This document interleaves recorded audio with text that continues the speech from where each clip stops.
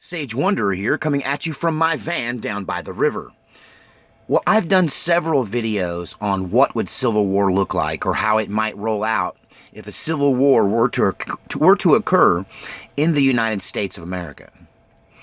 Now, I've mainly talked about what political events might lead up to and who the players might be in a civil war, but I haven't really talked about how the war might be prosecuted, how the war might go down, and what its eventual outcome might be.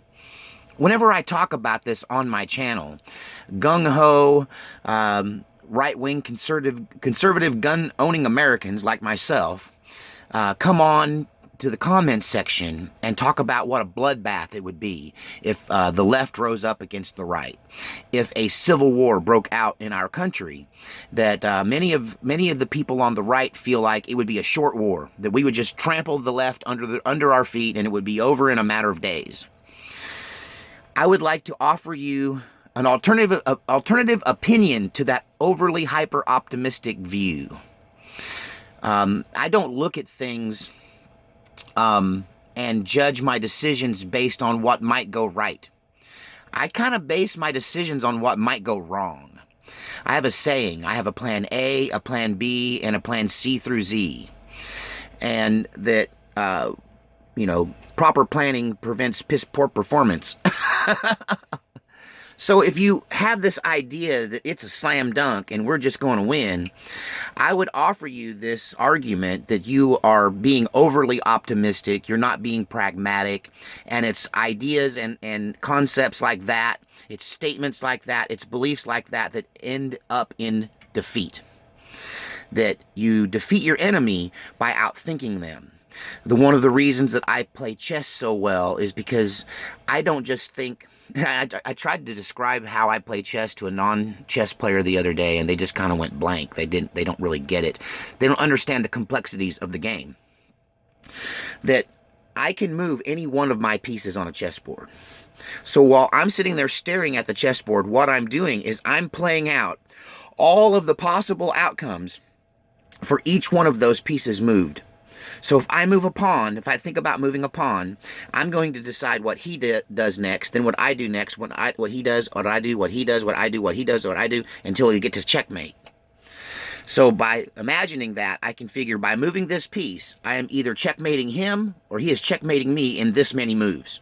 In other words, if everything goes according to plan, I'll make this move, and in 17 more moves, I'll checkmate him.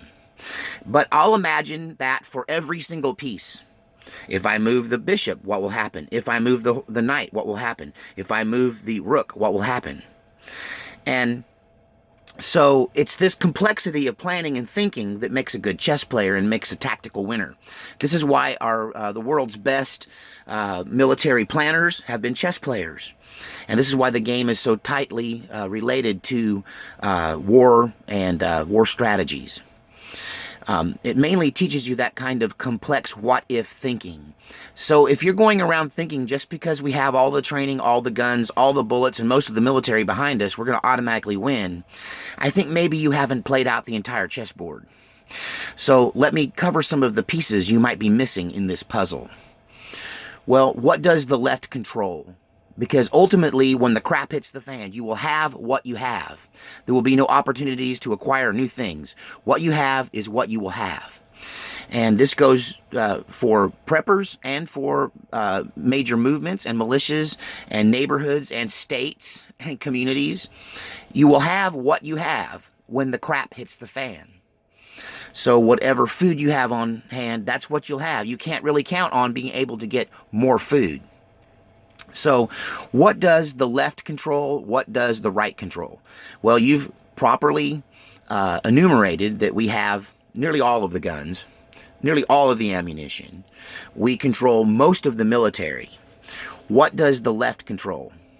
The left controls all of the communication. Let's get this straight. The corporate Chicoms control the communication system in America. That if they decide to, you and I will no longer be able to make an email, send an email. We will no longer be able to make a phone call. We will no longer be able to access the internet. We will no longer be able to have access to cable news. We'll no longer have access to anything except radio. Radio will be the last free area. Do you own a CB radio? Do you own walkie-talkies?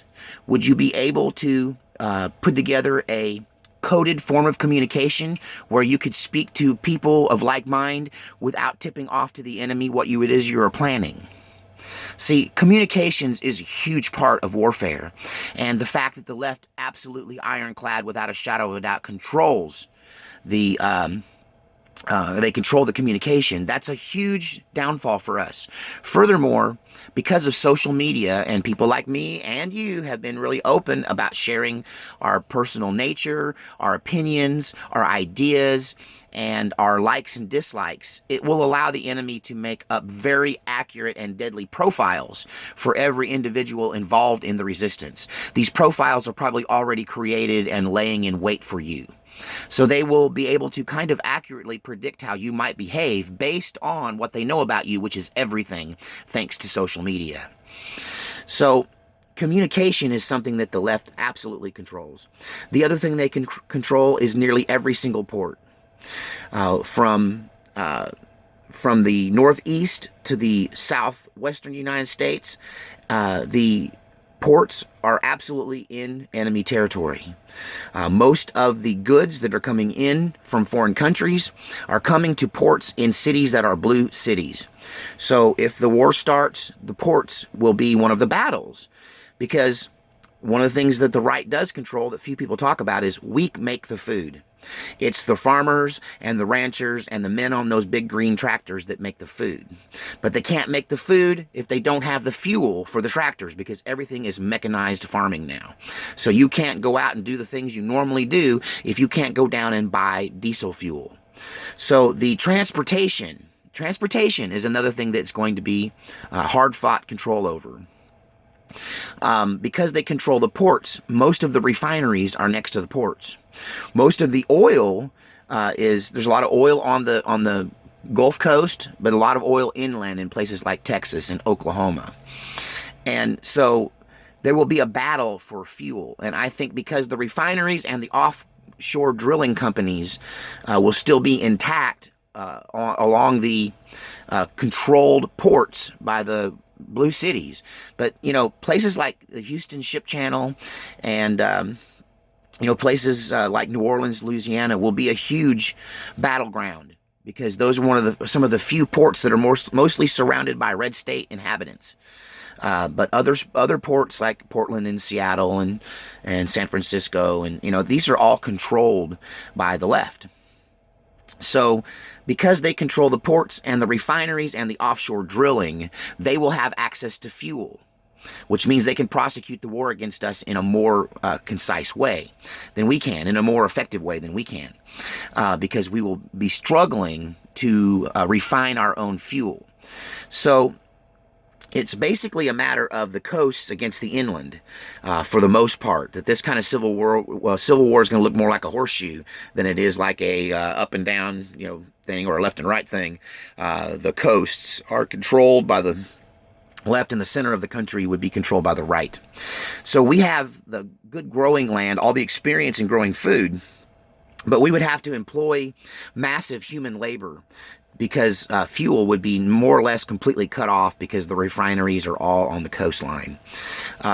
So being able to control the ports, the left, the communist, they would be able to eat, because Europe would feed them through the ports. We would be able to eat, but it would require a tremendous amount of slave labor.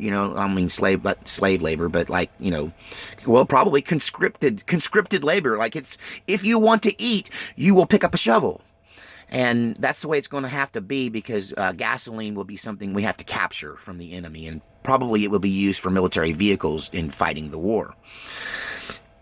Now, don't underestimate the enemy and their control of the public opinion through media. Since they control all of the media, we talked about how they control communication, but they also control all of the media. So the word getting out to the rest of the world would be the right Americans are a bunch of Nazis who are trying to overthrow a free government, and the left are a bunch of socialist European ideologues who would easily garner favor from places like France and Germany, and potentially even Great Britain. So we would be seen as the scourge of the world. So foreign troops would also be pouring in. We wouldn't just be fighting Antifa and the deep state. We would be fighting against foreign troops that would be pouring in through these ports. So those of you that are gung-ho and you think we're going to win this in the first 3 days and the left doesn't stand a chance, I think you just don't understand war. You understand combat. You understand individual combat. You understand your role in a war. But what you don't understand is logistics. Those ports are everything. That communication structure is everything. If we were to be in a war against an organized communist infiltrated society that was trying to overthrow our government and our way of life, because they control communications, it would behoove the let's call them. What do we call them? Let's call them the Freedom Coalition. The Freedom Coalition would have to destroy every cell tower that they could lay their hands on. They'd have to dig up and cut every buried cable, every fiber optic cable. All of the infrastructure that we rely on in America for communications would have to be cut, because if we don't control it, we have to put an end to it. And that's what would happen in that situation. You would see a massive attacks and sabotage of communication infrastructure, because they would control it and we would be banned from using it. We don't have enough hackers, so the computer world would be completely theirs. Now, what would probably happen is a few forward thinkers would realize that the right probably does better without electricity. Furthermore, they would try to cut the electrical lines and try to isolate us out of the grid. So it would behoove the Freedom Coalition to destroy all of the electrical infrastructure and black out the entire country. If we can't have electricity, neither can you. So that would be the direction that would go. Now, once again, I would like to say this is all conjecture. This is all based on a reality that isn't here. This is all based on the concept it's theoretical. This is a theoretical discussion. This is not a call for violence. This is not a call to action in any way. This is just an old guy trying to figure out what would happen if things went to south on us, if things went to blows. So pulling down the power grid would probably be #1 priority for both sides. That would be very unfortunate, because it would cause the needless death of innocents on both sides. The elderly, the sick, and the babies of the world would probably suffer horribly for a electrical grid, to come down. But I think in a civil war, it's public enemy #1. You got to bring the power grid down. Because otherwise you can't win, because they would be able to control it and they would be able to cut you off. And so then if they cut you off, it's your job to cut them off. So what ends up happening is the power grid goes down. Power grid goes down, cell towers go down. It's 1910 around here again, without even the benefit of a telegraph system. So really what you have is a bunch of starving people fighting a bunch of starving people. No communications, no electricity, no public service, no trash service, no food delivery. You would have to immediately go pick up a plow and start working in the field. A rifle in one hand and a shovel in the other. And so the outcome of a civil war it's unwinnable. A civil war is unwinnable. This is what I've been saying for more than a year. A civil war is inevitably unwinnable. And this is because of all the factors I've just talked about. It is a recipe for mutual destruction, and it will allow us to be conquered by an outside enemy, whether it would be the European Union, the United Nations, controlled now by other countries, or whether it would be a Chinese invasion, a Chinese communist invasion of the United States. I think inevitably a civil war in the United States would trigger a world war globally, that everyone would have a stake in this, and that America would be like Europe in the Second World War. America would be torn to pieces and its infrastructure completely destroyed and its people decimated, while other countries fought on our behalf on our soil, further destroying and contaminating our land. I've got to tell you, war is not the answer.